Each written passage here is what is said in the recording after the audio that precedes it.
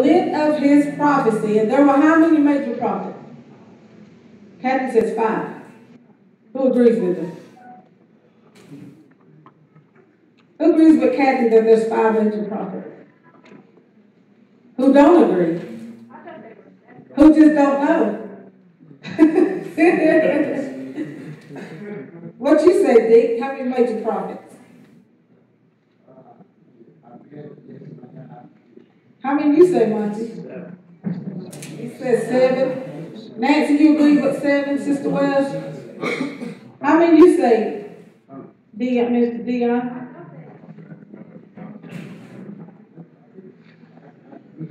Would you like to help him out, our Pastor Ty? How many major prophets are there? Major prophets, you're looking at Ezekiel, Isaiah, Jeremiah. And that's it. Come on, give God a hand praise. Y'all looking puzzled. Yeah, it was Kat, and she was like, well, you do 3 more, Pastor Ty. Yeah, she was like, that's 1, that's 2, that's 3. Wait, now, where the other 3? Yeah, those are the 4 major. Yeah, that's good. At least y'all trying. The rest are minor prophets because their prophecy was not as long as he just named Isaiah, Jeremiah, Ezekiel, and Daniel. Those are the major ones. And I think, Kathy, you're counting 5 because I don't know why people count Lamentations, and that is not. Yeah. That's it. So that's it.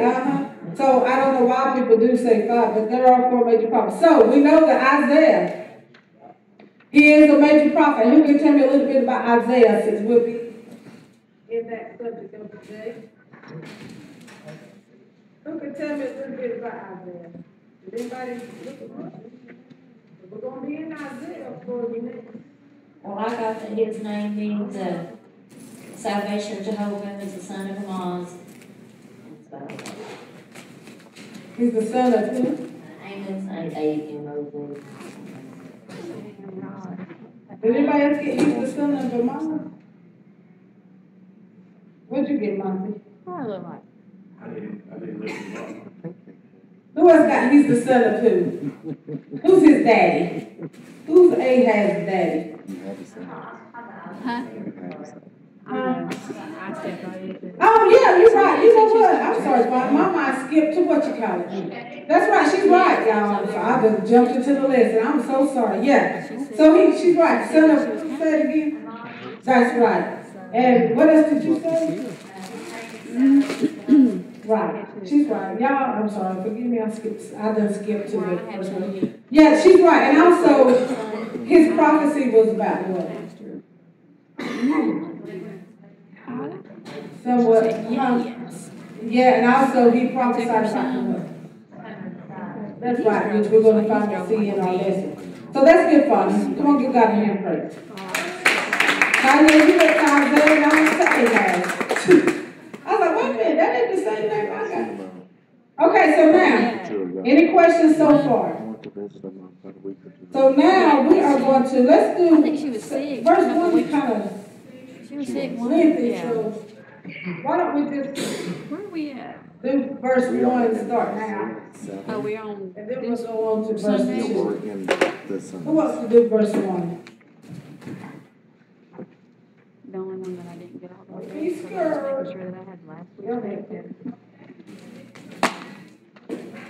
No, I got a book. I'm just saying, I didn't get it all the way done.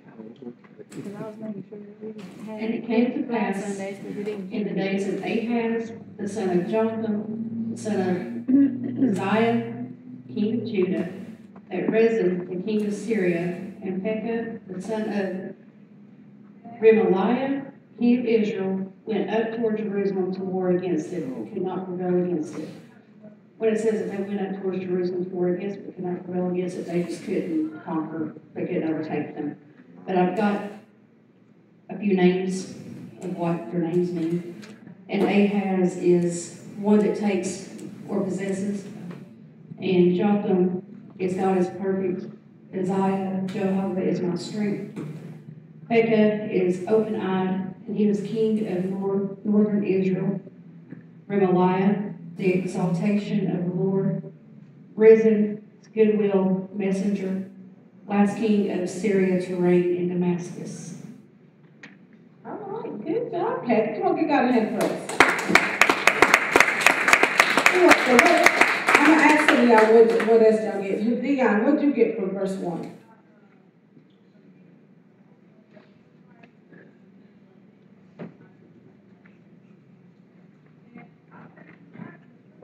What I got out of verse 1 is that, first and foremost, with Ahaz was a king of Judah at this time, and we know that he was an evil king, and that evil came with him, worshiping idol gods and things like that. And, you know, and if you read and study about Ahaz and how it describes him as being a coward, you know, one, you know, that didn't believe in God, but that's what I got out of for that. And I believe when you go to the son of Remelah, these were, what's the other one? I think it's Pekah. I think these were the two nations that were coming up to go against war against Israel. But yeah, later on in the story, we're going to see. Not against Israel. Not but Judah. Right. So we going to see what's going to happen later in the lesson concerning that. That's good. Come on, give God a hand for it. That's awesome, man. What about you, Monty?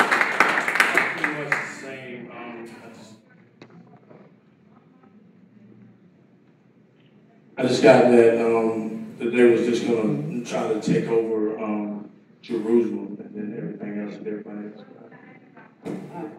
So now, let's look at it again. And it came to pass in the days of Ahaz, the son of Jotham, the son of Uzziah. So at this particular time, we know Uzziah, the King Uzziah, had already passed. And now you've got Ahaz is the son of Jotham. Ahaz is the grandson also of Uzziah. So, and we know Uzziah, he was a, good, Uzziah was a good king. He did good right in the sight of the Lord until what? God really began to bless Uzziah. Y'all remember that story? God really began to bless Uzziah. And he began to help him to win battles that he shouldn't even have won. He began to even, he began to build all this stuff. And he just had a lot. And the Bible says that as long as he sought God, God would what? Prosper him. How many of y'all know that? And same with us. As long as we keep seeking God, God would what? Prosper us. Because he knows, he said he wishes for our souls to what? Prosper and be in what? Good health. That's right. So that's what Uzziah was. He said as long as he sought God, God would prosper him. So he did. He got all this stuff, and then what happened was, how many of y'all seen people that get the big head when God starts prospering? Y'all ever seen them kind of people? Y'all probably even done it yourselves. I know I have. Oh Lord, forgive me, Lord. I done got the big head. I'm so sorry. But how many know it ain't nothing but getting lifted up in pride? Is that right? It's prideful. So, and that's what the Bible says he did. His heart got lifted up. So what happened with Uzziah when his heart got lifted up? Well, he thought that he was a king. But I guess he thought, well, I'm big and powerful and got all this stuff. Now let me go into the house of the Lord and burn some incense on the altar of incense. And the priest tried to tell him, Uzziah, that's for the priest to do, not you. Don't do that. And what Uzziah do? He got that censer and he got so angry at the priest that what happened to him? Who remembers what happened to him? He got what in his forehead? That's right. He got leprosy in his forehead, and then what happened? He had to leave out of the house of God, and then he got cut off from the house of God because he got what? Lifted up in pride. So the more God blesses us, the more he prospers us. God don't bless us just to keep to ourselves. How many of y'all know that? It's to give to others, to help somebody else. Because you see, once you were struggling, now that you ain't struggling, being blessed to somebody else that you see struggling. Is that all right? And the more you give, the more God gives back to you. But don't do it looking for something back. Some people just give, but here you go. Well, Lord, what you going to give me? I gave you $50. You going to give me $100 back, Lord? No, you give not looking for anything back. And it might not always come back in what you gave. Is that all right? You gave food, it might not always come back in food. You gave money, it might not always come back in money. It might just be a blessing for your health. that you might get sick and the doctor done gave up on you, but God sees, okay, yeah, this is my child. She done did this and did this. So now I want her soul to prosper, be in good health as well. Is that all right? So just give them a little background history. I know some of y'all don't like history, but just give them a little history where Ahaz come from. So we know that he was the grandson of Uzziah, and he was the son of Jotham, but also the son of who Jotham was the son of Uzziah, king of Judah, who I just got to talk about. Now also with Ahaz, as our Minister Dion had already said, that he was an evil king. He was the king of Judah. This was the what? His headquarters took place in where? The capital city, anybody know? Say what? That's right. The city of what? Called the city of what? Jerusalem's called the city of what? Not just the city of David, but the city of...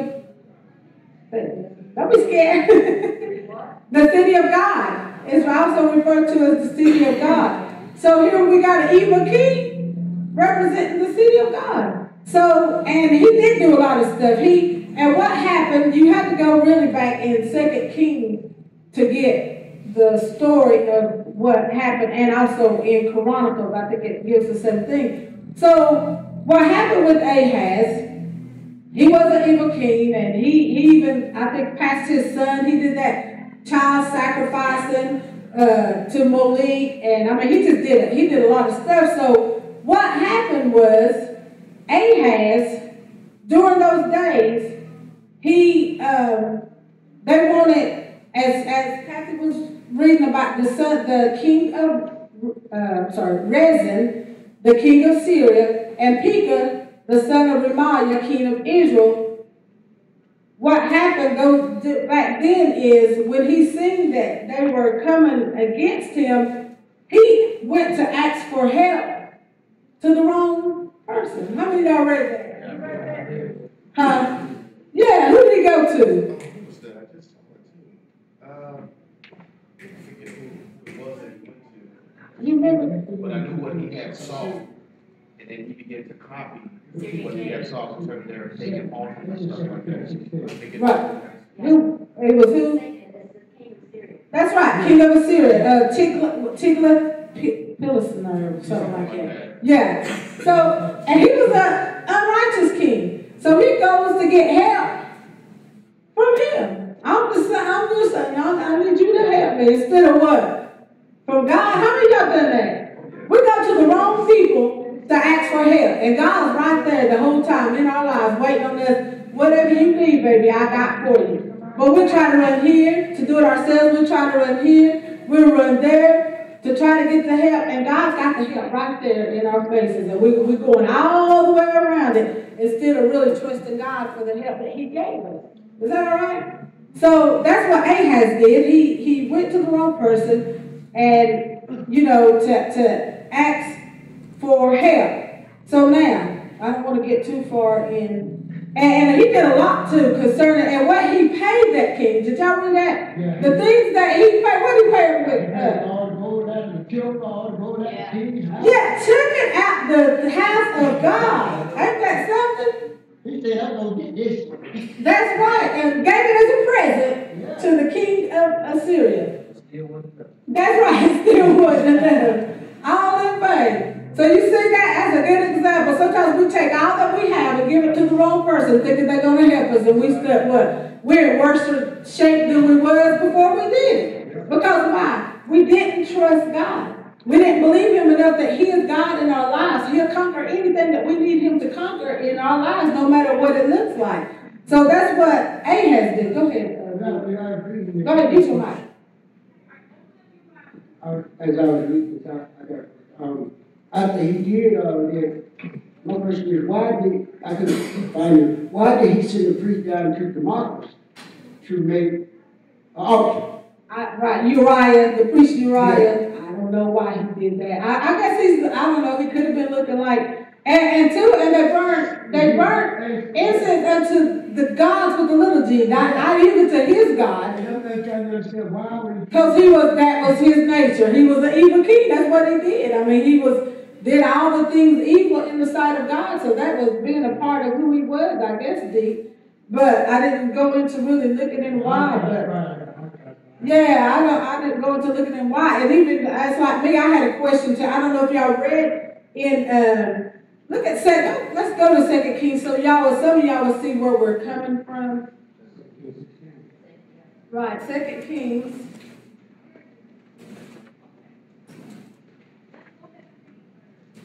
All right, 16. Actually, I want y'all to look at, because I had a question too, and I didn't. 2 Kings 15. And look at verse 37. 2 Kings 15 and verse 37. Because my question was like, okay, why is God going to send these and then not allow them to conquer? You know what?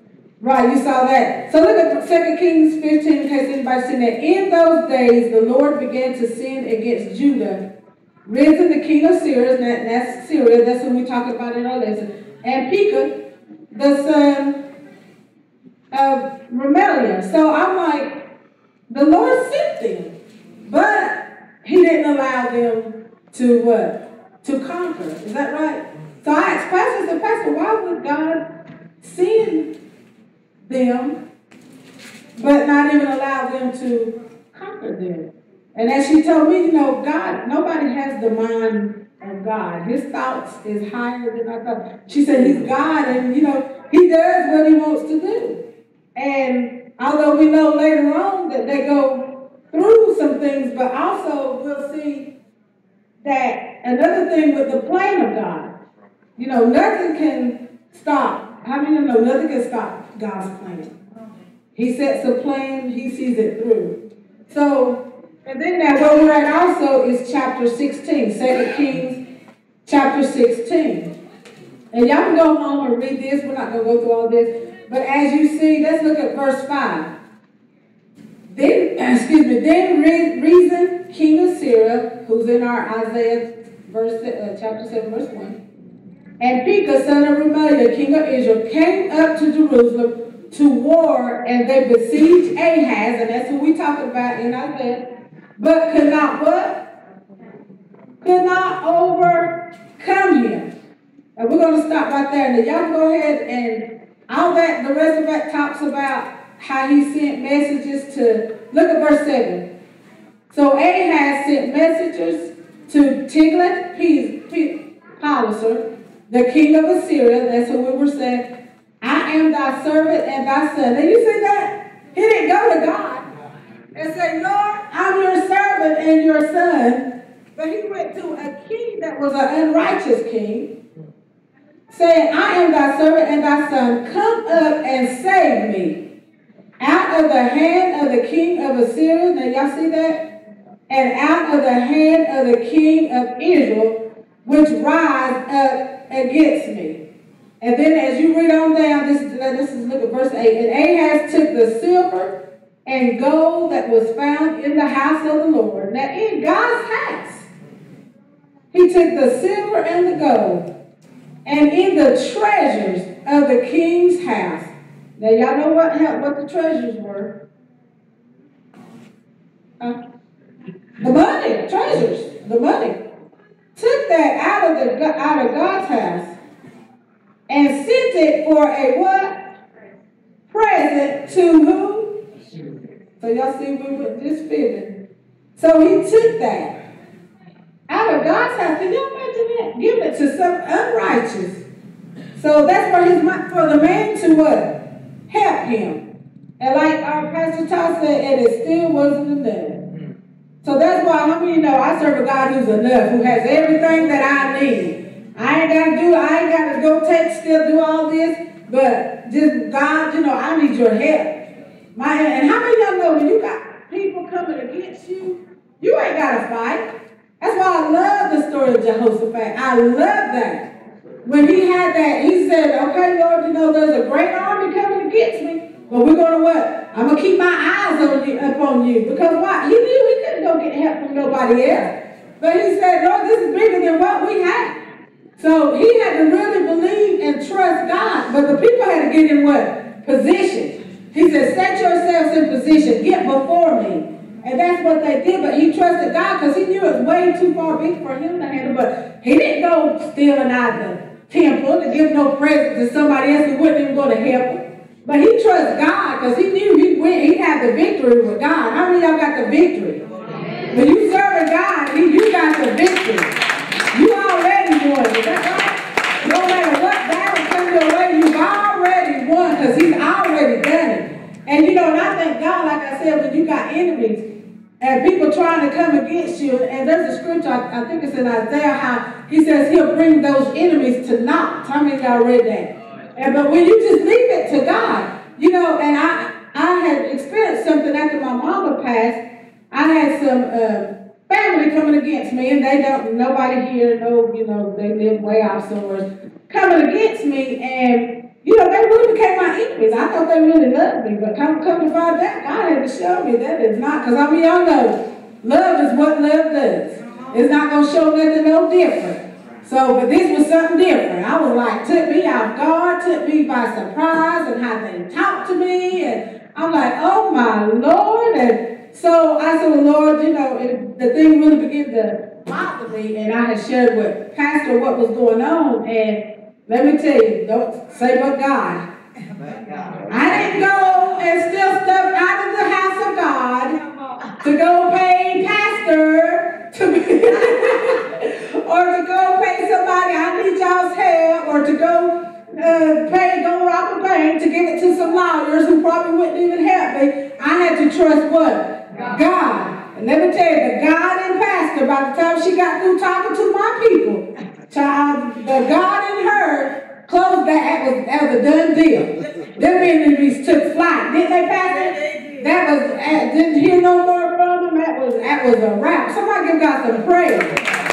If you just trust God and you serve Him, you don't have to worry. I said, you don't have to worry about those enemies when they come your way. Because God, He says, I'll lift up a standard against your enemies, and He'll do just that. But we got to trust Him to lift up that standard.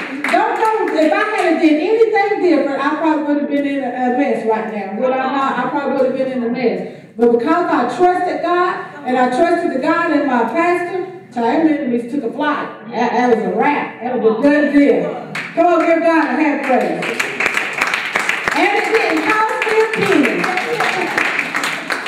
It cost me 1 cent. You know what's so amazing and awesome at the same time as we're going through this lesson, it's talking about God's plan and how the enemies may be in our life, but God always protects us no matter what, because when He sends a word or His word goes forth, it's going to do what He says it's going to do. But I go back, I want to backpedal just a little bit if I can, because that same question you had, I thought in my mind too.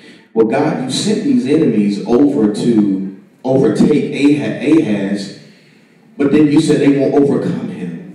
And I took that, and it took me a while to get the understanding, the concept. So in a lot of cases, I take my own life and I implement it. And sometimes what happens is that God will put you in situations just to trust Him a little bit more. And we know that Ahaz, he didn't believe in God, he didn't trust in God. We see that right now as we go through 2 Kings, that before he even went to God, he had to go through somebody else to ask them for help. So what happens is, and I learned this, is that God will put you in some hard and difficult situations just for you to trust in Him a little bit more. And I know even with myself, sometimes I go through things in life that I don't quite understand. Why is this happening, God? Why is this trial or test is so hard, and why it seems like things are coming against me that me within myself I can do nothing about? And God says, look, I'm trying to cause you to trust me just a little bit more, because I need to position you. And sometimes it's not the positioning just for you, but it's a position for others that are following you, or that you are leading or teaching, so to speak. Because why? I was listening today is that leaders don't just raise followers, but leaders, one thing about leaders, their minds and the way that they think is that they raise other leaders. Come on, somebody. That's what our pastor does. She doesn't raise she followeth, but what she raises us in a way to what be a leader, because why? Her thought process is different. So God said, listen, I have you in this, and I'm sorry if I'm getting off a little bit, but I have you in this position because there's some things in your mind that you got to change, because what I called you to be a leader, so there's some things that I'm going to place in your life that cause you to trust me a little bit more. And how many of you know when you trust in God just a little bit more, your thought process change? Is that all right? Your thought process changed, because how I was before is that now my mind and how I think is now different. Is that all right? So I was looking at it too. I thought that was so amazing that God, you finna send 2 nations against this one, in your chosen city, as we just said. But how many whatever is God, He protects. Come on, whatever belongs to God, He protects. So I just wanted to say that because I just thought that was so awesome. Come on, give God a hand for it. That's awesome. We thank God for our pastor, greatest pastor this side of heaven. So does anybody want to add to it, or anybody have any questions? So everybody understands. So I just wanted y'all to go back and finish reading that. Put that down in your note to go back to 2 Kings, because I think that's it does tie with our lesson, but that you'll read all of what happened, what we were talking about with King Ahaz. Anybody got any questions? Everybody understanding where we're at? So I think we just done wrapped that up. Verse 1, all that from verse 1. I think that's it. I'm going to leave that now. Okay, so, and let's go to, well, let me see. I got a little note here in my book. Let me see if this, we might have just went over it. Okay, yes. Okay, so, who wants to take us to verse 2? Verse 2 went with verse 1, but verse 1 was so long I wanted to just break it down by itself. So somebody do verse 2.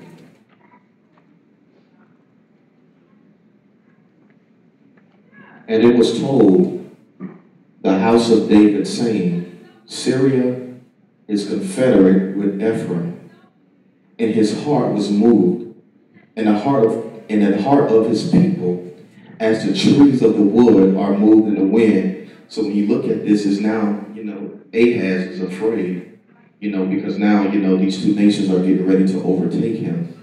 And this is where, even I was talking about, sometimes God will put you in positions to cause you to trust in him. Even if you have not trusted him before, to cause you to trust him, or cause you to trust him even more. And this was the part with Ahaz, is that God was calling him to trust him because of what was getting ready to take place. And that's why, as a leader, you have to be in position at all times, not just sometimes, at all times. Because why? The Bible says that what? His heart became unstable. It was moving like the trees and the winds, or the woods and the wind, and so did the people. Is that all right? So what happens is, when you're looking at leadership, and this can be not just in the church, but let's go even to your homes, over your kids. If you're unstable in your own house, what do you think will be with your kids? They're going to be unstable. So in other words, is that, like I was saying before, is that, okay, I got to have the mindset of God, that, okay, God, if you call me, if you place me in this position, then God, I know that you're going to get me out. So therefore, I'm going to put my trust in you and maintain while I'm here. So, but, just not to go to above this lesson, we see that Ahaz was afraid, because these 2 great nations was coming against him, and so were the people as well. That's right. That's good. And we covered a lot of that too with verse 1 already, so that's good. So somebody do verse 3 and 4.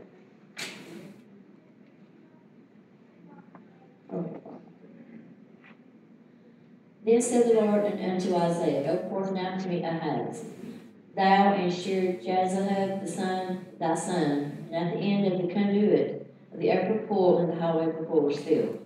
And saying to him, Take heed and be quiet, fear not, neither be faint-hearted for the 2 tales of these smoking firebrands, for the fierce anger of Rezin and Syria, and of the son of Remaliah.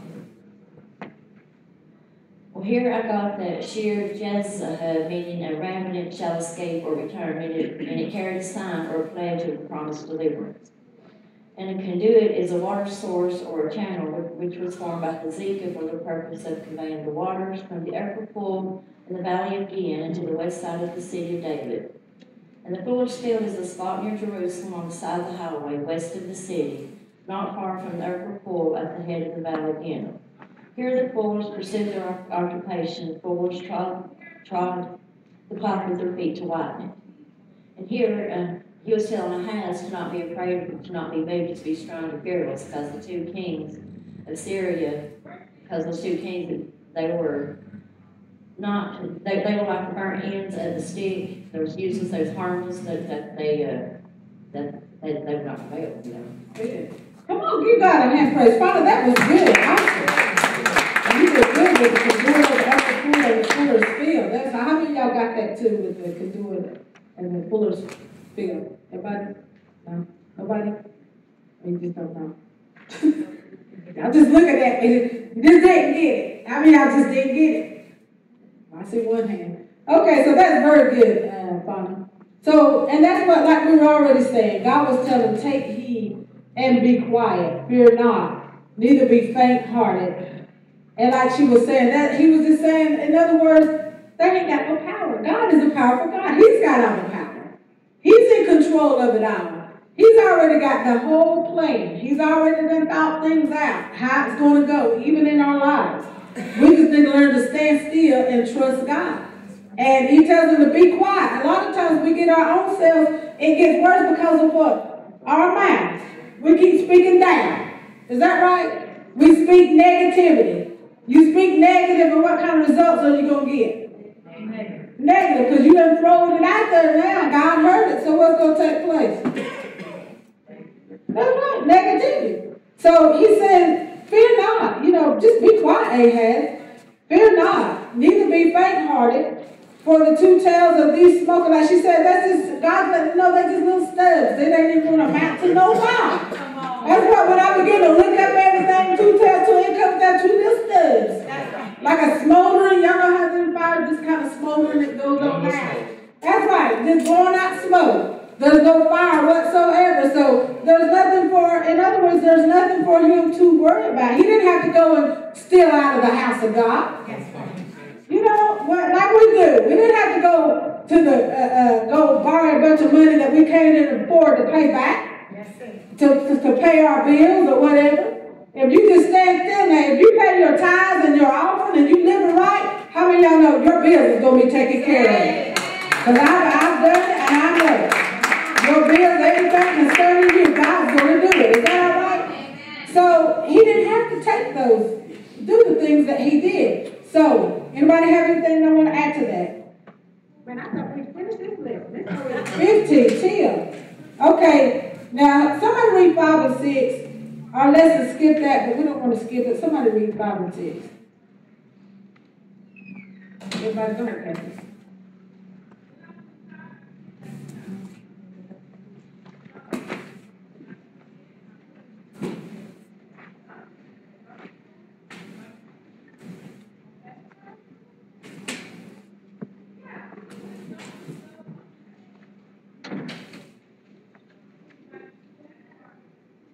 Because Syria, Ephraim, and the son of Remaliah have taken evil counsel against thee, saying, let us go up against Judah and vex it, and let us make a breach therein for us, and set a king in the midst of it, even the son of Tyrell.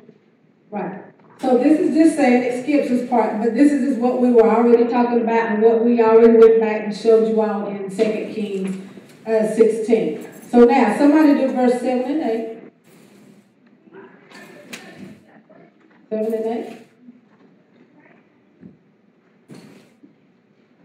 Oh.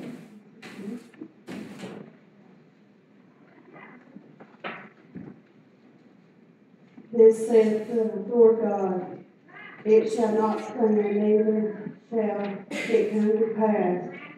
For the head of Syria in Damascus, and the head of Damascus is reason, and within 65 years shall it be broken, that it be not a people. And as I had to trust God's word, and God could save Judah from the threat of his enemies. So good job. So let's look at 7 again. Thus saith the Lord God. So Isaiah's letting them know, it shall not stand, neither shall it come to pass. So how many of y'all know it don't matter what your enemies tell you, as long as you serve a God and living right, it's not going to stand and it's not going to come to pass, because I serve the same God that did this for them in the Bible days that can do it for me today. Because God ain't changed. So he don't want us to worry. He don't want us to fear. And look at verse 8. For the head of Syria is Damascus, and the head of Damascus is risen, and within 65 years, that's within 65 years, God's telling them, shall Ephraim be broken, that it be not what? A people. So let's go to chapter 17 and verse 1.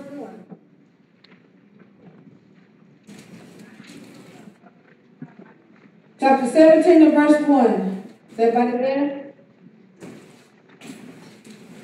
Now just as this was just saying, it says, the burden of Damascus, behold, Damascus is taken away from being a city, and it shall be a what? Ruinous heap. So I'm going to know God don't lie. And whatever he says is going to what? It's going to come to pass. So he's letting them know, I got that. I got the power over them. They ain't got no power over you. I got the power over them. And so for the head of Syria is Damascus, and the head of Damascus is real. Okay, we read that. So it's 65 years. How many of y'all got 65 years? So he's saying within 65 years that's going to happen. So y'all know when God gives you a time, it's going to happen. It's going to happen. He may not always give you a certain amount of time, but this time he was specific. And how many know God can be specific? So don't doubt him. If he gives you a certain time, learn to wait on that time. Don't try to jump ahead. But God, I really want you to do this now. But sometimes we get so far ahead of God that now, he's standing back like, well, I was going to do that. Now you're making a mess of things. But then we wonder why things are going the way they're going for us, or why am I getting so being out of shape, getting distressed. How many know God ain't going to do nothing that's going to cause you to be distressed? He don't want you to be stressed out. So we got to just learn to let him handle things. Is that all right? And be obedient. Anybody want to add to that? Let's keep going till they get out of here. It's 10 till. Do they know it's 10 till? Okay. So, go ahead, Dick. Hey, with all these threats coming against Ahaz, God was allowing all these events to occur, to take place in order to get him to the place where quit trusting everybody else, quit calling on the other kids, quit spending all the church money trying to get somebody to help you. When I'm telling you right now, I got you. I got you placed right here for a reason. And that's a lot of time with our lives. God put all sorts of things in our life, I'm speaking for myself, to get you to this place to where you'll be obedient enough to trust him. And see, a lot of times we want to put trust, and I've tried everything out. Every door I tried to go through has been closed, it won't open, and I look back and I said, well, when I looked at my wife, I said, well, I'm not doing nothing else. I'm just going to continue to read my Bible, continue to pray, continue to pray.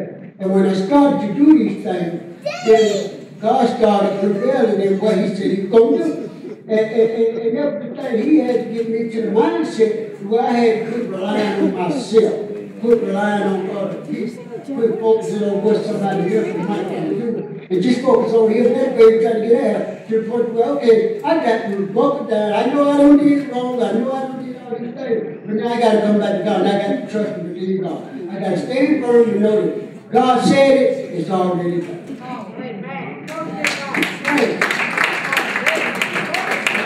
We didn't write that lesson well, but I think it continues on to the next one. What's the whole thing about these books here? Well, they continue and continue. We never get done. Come on and give a hand praise for our primary as they come forth.